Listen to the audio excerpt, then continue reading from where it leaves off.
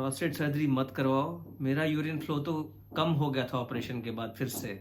ऐसा कई लोग बोलते हैं अपने एक्सपीरियंसेस से या फिर अपने किसी कोलीग के, किसी फ्रेंड के, रिश्तेदार के एक्सपीरियंस से कि प्रोस्टेट सर्जरी के बाद यूरिन फ्लो फिर से कम होना शुरू हो गया था।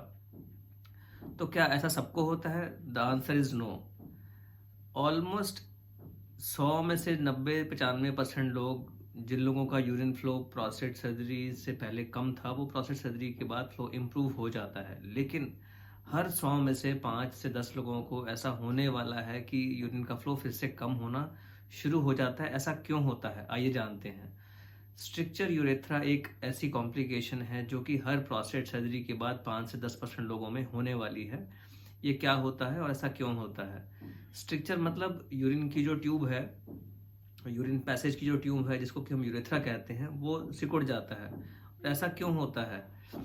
जब भी हम प्रोस्टेट सर्जरी करते हैं यूरिन के रास्ते से, वहाँ से दूरबीन पास करते हैं, वहाँ पे एक प्रकार का एक मैकेनिकल ट्रॉमा है और एक इंस्ट्रूमेंटेशन जहाँ पे भी होगा, वहाँ पे जो पेशाब की जो लाइनिंग है उसमें जो दूरबीन से जो रगड़ लग रही है, या फिर जब हम वहाँ पे जो एनर्जी सोर्स यूज़ करते हैं, भले वो लेज़र हो या इलेक्ट्रिक करंट हो, प्रोस्टेट को काटने के लिए, तो हम कुछ ना कुछ प्रोस्टेट की जो पेशाब की जो नली है उसकी लाइनिंग को कुछ ना कुछ हम मैकेनिकल चोट पहुंचा रहे हैं।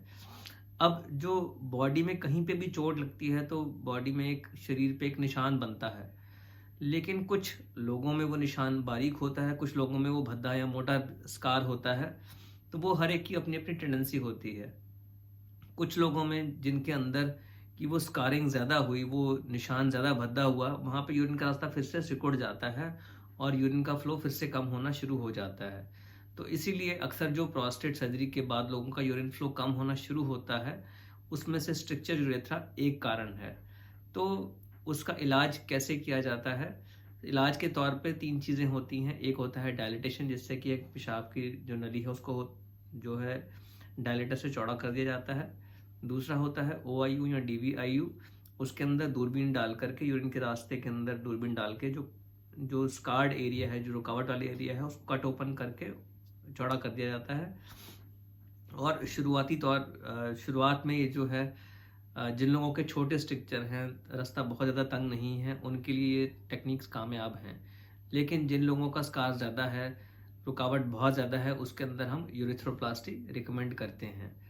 तो क्या इसको कुछ अवॉइड करने का तरीका है? आम तौर पे ये डिपेंडेंट जो है कोई टेक्निक पे या सर्जन स्किल पे डिपेंडेंट नहीं है।